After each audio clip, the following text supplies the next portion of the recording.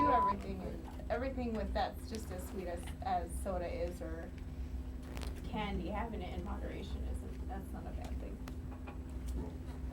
What's the difference between caffeine-free soda, not caffeine-free, or like diet, or? It's diet soda sweetened with something that's not sugar, so it's not as bad for you. But the best drink is water. You know, I mean, you can't beat water.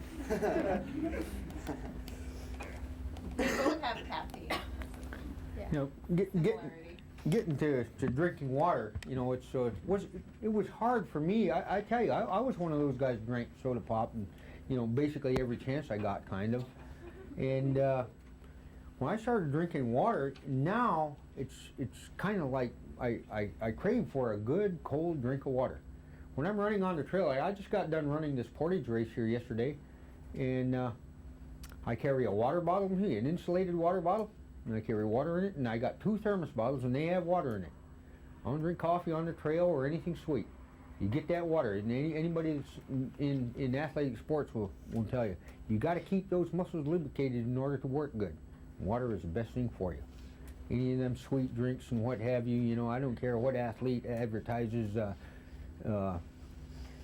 any other soda pop, or you see a basketball player on a bag of chips, I bet you they never eat the stuff. They might put a bag on there in case the guy that pays them to advertise it comes around, you know, but you got to drink that water, and that's the most important thing for my animals. Each one of them dogs, I got dogs, they're capable of running 100 miles in a day. But the most important thing I do for them each and every day and during a run is I water them. That is very important. You don't get near as sore of muscles, and you can work a lot harder and play a lot harder when you keep them muscles lubricated. It's no different than having oil for a snow machine. What about energy drinks? How's that drink? Energy drinks. I'm gonna let Rita answer you about energy drinks. Energy drinks, from what I've seen, I haven't looked at too many labels. Gussie, you probably know more about this than I do. They have a little less sugar than soda, but water is still a better choice. Is that what you're? I think sugar soda has, like we said, 11 teaspoons in a can, and the energy drinks like Red Bull, that has like 7 teaspoons of sugar in it, but it has a lot more caffeine. So, and you guys at your age don't need that much caffeine. That's why it's a lot of time there's like that warning or caution sign on there. It's interesting with the companies that produce pop.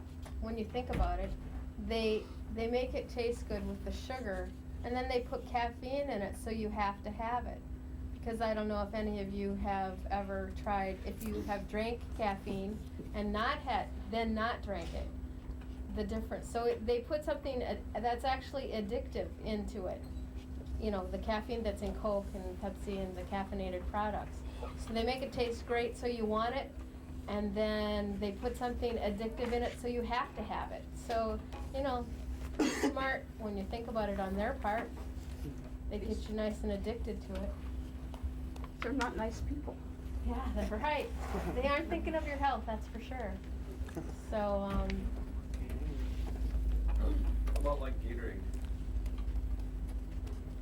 Gatorade is it's a better option than soda is. It helps to replace some of your electrolytes after exercising, and that's why it's really geared towards athletes, because when athletes exercise, you know, you're sweating out all of your electrolytes and that sort of thing, and so by drinking Powerade or Gatorade, you're kind of replenishing your body with some of that stuff that is lost, like your sodium and stuff. But again, you only need like half of that bottle if you don't need a full bottle of Gatorade. It's because it has some sugar too, so it's okay. It's okay, but yeah, we promote water. Water's the way to go. I think on most any of this product is, and the way I looked at it was, the way I was advised was to become a label reader. Check it, see what's in it. Because a lot of times, the bottles themselves will say 2 servings on there. Like it'll have the calories listed and under the nutrition facts, right? And a lot of times, like say, does anybody have a Gatorade bottle with them? Or maybe not. It'll list the nutritional facts, and like let's say one of them says that the calories listed says 150, but actually the amount of servings in that bottle itself is like, let's say 2 servings. So by drinking an entire bottle of it, you're actually having, wait, what did I say, 150? You're actually having 300 calories worth. So they try to kind of like skew you a little bit just by putting just one serving size listed when actually it's actually the full serving is 2. So that's one thing to look at too.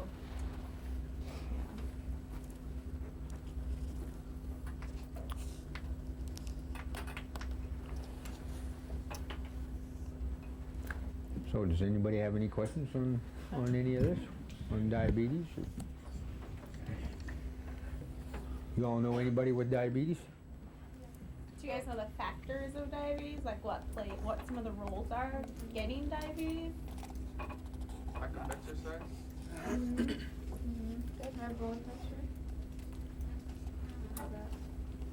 That usually is something that people with diabetes end up having high blood pressure, so doctors are very cautious with people's blood pressure. But it's high blood sugar that's usually related to diabetes itself, but if you have diabetes, your blood pressure has to be kept lower than people that don't have diabetes because of the kidney. If you have diabetes for a long period of time and you don't keep it well controlled, eventually it can affect your kidneys. And high blood pressure and diabetes can work on the kidneys and kind of wear them out. So, in a way, you're right. Blood pressure is part of the diabetes thing, but it's high blood sugar that's actually what diabetes is. How do you know you're like about to get diabetes or what? What are the symptoms? If frequent urination, frequent drinking water all the time, just like an unusual thirst. Adults should drink about 64 ounces, which is, quite a bit of water, but if somebody's just excessively thirsty, that's often a symptom. Weight loss can be a symptom. Blurred vision, a little blurred vision, real fatigued, very tired, just not having energy. That can be all symptoms of diabetes. We're talking mostly about type 2 diabetes, which is the type of diabetes that affects adults, but the trouble with it is it's affecting younger and younger people all the time because kids are becoming less active than they used to be, and kids are drinking all the soda for one thing and eating a bunch of food that's not good for them, and so kids were, it was rare to see an overweight little kid. Children are becoming heavier than they used to be. And those things are all related to getting diabetes later in life, or even children getting the type of diabetes that used to be just an adult type of diabetes. There is 2 types of diabetes. One does affect kids. It's got nothing to do with poor food choices. It's got to do with something else that went haywire in their body. But we're talking mostly about type 2, which is actually now more and more seen in younger people. So the longer you have diabetes, the longer it has a chance to do damage to your kidneys and your eyes and your circulation, which can cause things not to heal and amputations and those kinds of things. So if you get diagnosed with diabetes when you're 30 years old, you've got another 40 years at least to live with it. That means that the complications are just more, you could easily get them. And if you don't control it, by the time, you're in your 70s, you're probably on insulin and your eyesight's been damaged, and, lots of things could have happened in that time. So staying healthy by making food choices that are good for you and staying active. Activity is a huge part of all this. getting your hour of play every, yeah, you guys are too old to play exactly, but, I mean, play basketball and that stuff, but I mean, you know what I mean. An hour of activity every day for you kids. Right, Gussie? So are you saying that schools should recommend, like, even when you go into high school, you should, like, still, like, go to PE for an hour a day? That's not my call. That's the, you know, you have to put in so many hours of certain subjects. And, PE to be in place for an hour, I mean, I don't know how all that, you can get all your other subjects and get in PE, but what you don't get in your school, you have to make up after school. Like, if you don't get PE during your school day, then you have to make sure you get an hour of activity somehow, walking, running, playing basketball, doing whatever, dog mushing, those things. Is there, like, any way you could check on yourself, like, do you have diabetes, or? If you had symptoms like the ones I told you about, and you were worried about it, or your parents were worried about it, then they could take you to the clinic. You could get your finger picked, for one thing, just a little finger pick. And they could put it on a strip and they could test it and see if their sugar's running high. But otherwise, they could also order something called a fasting blood sugar. And then they would have you fast for 24 hours, 8 hours, and then they draw your blood out of your arm, and then they could test it that way. Chances are, people in this classroom, if you guys are active and you know, chances are none of you have it at this point in time. That's why we're here, to help you prevent it. So. Well, some of the risk factors for it though, like Michael mentioned earlier, was inactivity, you know, lack of exercise that contributes to it. Another one is just being over the age of 35. Is that right? 35. Even just being Alaska Native or American Indian, that even puts you at a higher risk for getting it. Another one is, like we said, having more than one soda a day. Women who have had babies that were at least 9 pounds, that puts them at a higher risk for getting it too. So that, you know, the more risk factors you have, the higher chance you have of getting it. But like we said, it's totally preventable. Is there a cure for diabetes? That's something that they're working on all the time. There's a lot of money being appropriated for finding a cure to diabetes. And right now, at this point in time, there's no definite cure. There's some really good research on the horizon that's showing that there may be something that they can do. Not too distant future, but right now, no, there's no cure. There's treatment for it. You can keep your blood sugar regulated with medication and insulin. If any of you guys have heard of insulin before, the word insulin? Have you studied it in health class at all? Insulin it's made by your pancreas. Pancreas is an organ that sits by your stomach. When you eat food, your body knows how much insulin to pump out to make you able to use that sugar that is in your bloodstream.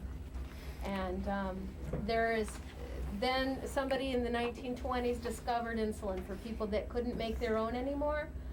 Somebody came along and discovered insulin, and I think they took it from like pigs and cows at first, and they could use that. Now they have chemical, something that they produce in a lab that's just like insulin that you make yourself.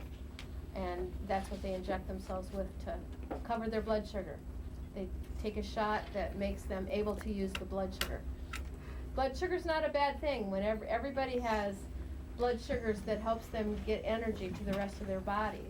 But it's when your body isn't able to use the insulin to use that blood sugar that you have trouble. It just sits in your blood vessels and it does damage. If that makes sense. Is diabetes deadly?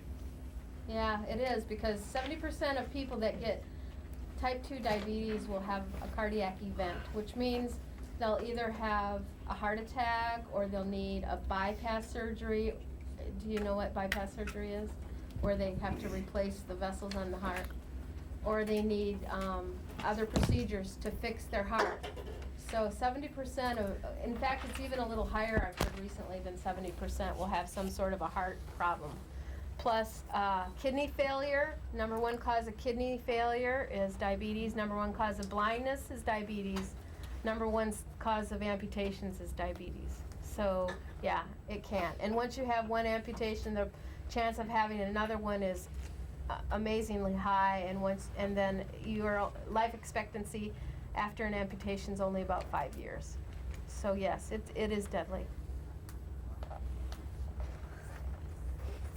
There are, when Gussie mentioned that Alaska Native and American Indians have a higher risk, there's areas in the lower states, in the Arizona area, that they're at 50%. That means if you look at your neighbor, if you don't have diabetes, your neighbor would. 1 out of 2 people have diabetes down there, and more.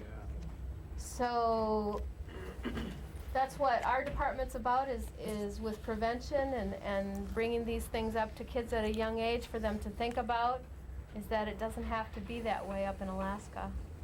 Because it's not that way yet, but yet it's growing fast. Diabetes is growing fast. But can you stop it? Yes, you can. It doesn't have to happen to you. Even if you are at a high risk of getting it, you can, just by making healthier choices every day, you can decrease those chances of even ever getting diabetes. And like we said earlier, right now at this point, once you have it for life. It's chronic. I was just curious. I have a friend in Anchorage who moved there and lived there for 70 years. She got overweight and she was diagnosed as a diabetic just about a year ago. And she was told to lose weight. Is there a reason why diabetics should lose weight? Yeah, when you're overweight, when you have diabetes, it makes it so something happens in your body that is insulin resistance, which means that your body's not able to use that sugar with the help of your insulin. Your insulin that you pump out from your pancreas that I just talked about a little while ago keeps your blood sugar at a good level.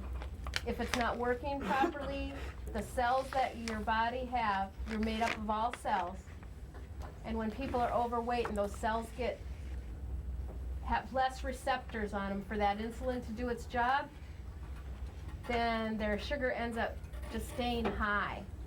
And with a little bit of a weight loss, that can change that.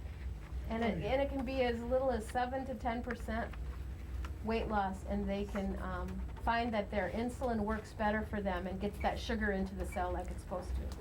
Does that make sense? Okay. Yes. My mom, she has high blood pressure, and she.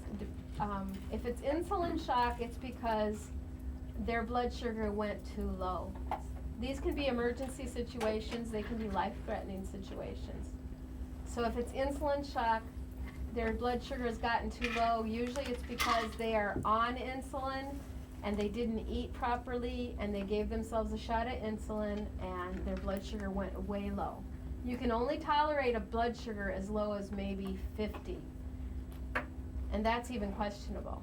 And then you're gonna get shaky and but then there's also a kind of diabetic shock where the blood sugar goes way high, and it can be like 500 or something like that. And that's an emergency situation because your body tries to make up for that, and you can become dehydrated, and it can be, and so that would be treated in emergency room with some insulin to bring that sugar down. Does that answer your question? Okay.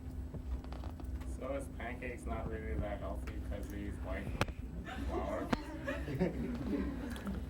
I'm gonna be in trouble with parents. It would probably be better to use, if you had the option, to choose the whole wheat flour. Like if there's an option between whole wheat flour and white flour pancakes, then definitely the whole wheat flour, but It's one of those food choices that you just don't wanna eat every day. You know, you don't wanna live on a breakfast of that. You wanna think of some. Attention and everything, and just remember, it's all about healthy choices. You know, you will either give this out to you or hand it to you on your way out, and just test yourself with it. Take the worst thing for you, the best thing you like, and test yourself for a couple of weeks. Just for your own satisfaction, just to see where the habit maybe is becoming kind of an addiction. And just test yourself. So anyway, thank you again. Have a great day. And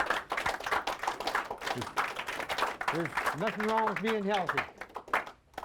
And just remember this education, how important it is for you. Just right around the corner from being an adult. Keep on making healthy choices. That's going to get you into your future. Thank you again. Ladies and gentlemen, before we all... Yeah. And just look at me, try to forget the camera. Okay. It's there, and the bright lights. Okay.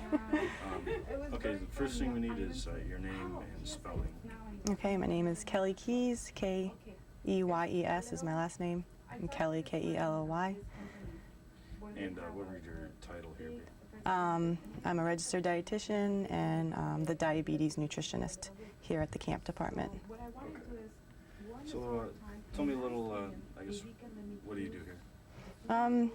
We do a lot of things, but we're trying to prevent diabetes for the region, so lots of health promotion, getting anyone involved, the kids and the adults, as well as treat the diabetic patients that we have here in the region. My goal is to choose healthier food choices, as well as promote native foods that are low in sugar, and just basic health promotion. Okay, so as the dietitian here, what do you plan meals? What do you do? We take a real individual approach to diabetic planning, so it's based on the person, on what they want to do, what they want to know. A lot of times we're just promoting eating more traditional foods, as well as cutting down on, you know, the soda pop and candy and sweets and the concentrated sweets. Or if someone wants more information, we can go into carbohydrate counting. I can make a specific meal plan based on their height, weight, and age and decide how many carbohydrates they need per day. But my basic message is always balancing, having balanced meals, eating regularly, choosing our healthier choices, and for a better blood sugar control, just balancing those carbohydrates, proteins, and fat in each meal. So I noticed you said eating regularly. Does that mean as far as like eat on a regular schedule kind of thing? Does that help with this? It definitely can help with diabetics, especially depending on, you know, insulin or their medication. Eating at regular times helps keep that blood sugar more control. And we really promote them to check their own blood sugars and see what works for them. Because each person's different. Some people, you know, need to have a snack between meals, and some people just do a breakfast, lunch, and dinner, and that's it. So it's checking their blood sugars, noticing what happens to them if they skip a meal or if they eat too much in a meal, and they can be like, okay, hey, this is not working for me. So adjusting it until we get their blood sugars in control. Okay. So there's like the 2,000 calorie diet is like the basic, you know, thing that they say for like average people or whatever. For diabetics, is the calorie number different, or is the type of calories? Or? Not necessarily different. I mean, some diabetics would follow a 2,000 calorie diet. It just depends on, you know, their height, weight, and age. And, you know, we can make a calculation through that, deciding, you know, how many calories they should get per day. But 2,000 is usually a good roundabout number. It really just depends on the person. A lot of times we're trying for a moderate weight loss. You know, even 7 to 10% weight loss can show a good change in blood sugars and lowering them. So. Well, not so much like something. What about the like amount of sugar in diet? Is that something that people with diabetes need to cut down necessarily, or is that something that everyone should be doing anyway, regardless? Or? You know, cutting down on sugar is definitely a good way to handle diabetes, but mostly when we're looking at it, we're looking at the total carbohydrates, because all carbohydrates turn to sugar. So when we look at food labels, we'll look at the sugar, but mostly we're going to look at how many carbohydrates, are in the food. And but those real concentrated sweets and sugary foods and soda pop that's drinking so much here is just adding to that. So cutting out those, it's easy to just start with that. Let's cut out the real sugary foods, and then we'll work with the carbohydrates and talk about bread and all those other things that are causing blood sugars to raise too, and balance those with our meals. So breads is a big thing. I was hearing yesterday it was about like the amount of processing is what makes something worse for diabetes. And that's not a sugary thing, so it's a carbohydrate thing. Right. And the processing of this food adds something to this? How does that work? Well, I mean, mostly, all the starchy foods, so we're, bread, rice, and cereal and grains, also fruit and some vegetables, and as well as milk, they all have carbohydrates in them. So all of those will raise blood sugars. So we want to balance them out with, fat and protein to help keep those meals more balanced. When it comes to bread and those grains, we prefer, usually the darker grains. They have more fiber in them, whole wheat, versus the white breads, just because, the fiber will help keep those blood sugars a little more control, and it's just a healthier choice. Okay, so it sounds like you're kind of focusing less on like numerical aspects of things, and you should have such a percentage of this and that, and more on like just the whole encompassing realm of a balance and eat healthy Right. kind of thing.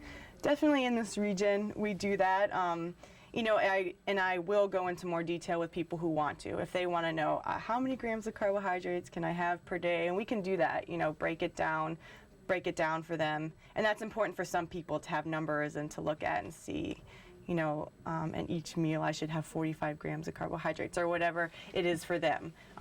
So I will do that if that's what they're looking for. But a lot of times people really don't want to get that technical when it comes to their eating. So, we'll just have them make healthier choices and show like you could have this or this, and they both will do the same thing to your blood sugar. But, making decisions based on that and having healthy choices along with it to help keep it more balanced. So as the dietitian here, and you're trying to get these people to make these choices and that, how difficult is it, to get people to actually implement these things that you suggest? Is it once they get and know that, the risks of diabetes that they have, is it easier to kind of get them to do it? Or? We're always experimenting and trying for that. It's really hard to motivate people for dietary changes, and we're definitely right now trying to really target those pre-diabetes patients so we can stop them from ever getting diabetes in the first place. And food and exercise is the main component to preventing the onset of diabetes. And then once they have diabetes, we have all these other things. We're dealing with medication, but dietary always makes a difference too, and keeping exercise. So, it's always a process, and keeping people motivated is always a challenge. So I guess you've only been involved with this for like a month or so? Yep. You're saying? Yes. You might know though, just this kind of thing runs in families and that, correct? Yes. Yep. So is it something where, like, if you train the parents, you're kind of hoping that they'll, kind of train their kids and keep them up with that? Or Definitely. Have you seen that? Does that work? Or? I think family influence is always important, and as people in this region start seeing their grandparents get diabetes, hopefully they'll pass on the message to their, children and grandchildren to, cut back on those sweets, eat more of the traditional foods to the region, and stay active, which is just so huge. If you, continue to exercise and eat balanced, then the chances of getting diabetes are, cut significantly, even if they have a history, family history of it. It just depends. So, we want to promote it as much as we can to help prevent diabetes where we can. Okay. I'm running out of tape here, but Okay. pretty much the last thing, from a dietitian standpoint, what would be the ideal meal or set of meals, for preventing and or if they have it to minimize effects of? Okay, let's see. That's a tough one. No, well, ideally, we want to get in our protein source, a healthy complex carbohydrate source, like a whole grain, and fruits and vegetables. So depending on the region, fresh fruits and vegetables are always good, but canned works as well. And getting in our dairy sources, so it's really just that balance, drinking water, and cutting down on those real sweetened beverages will really help out to prevent diabetes. And we'll all live happily ever after. Hopefully. How hard is it to get kids to be eating right like that? I think the role model is important. I mean, it's definitely difficult, but the more we get out there and talk about, the effects of what soda pop and candy can do later down, it's hard for them to see, well, this just tastes good now, but when we get them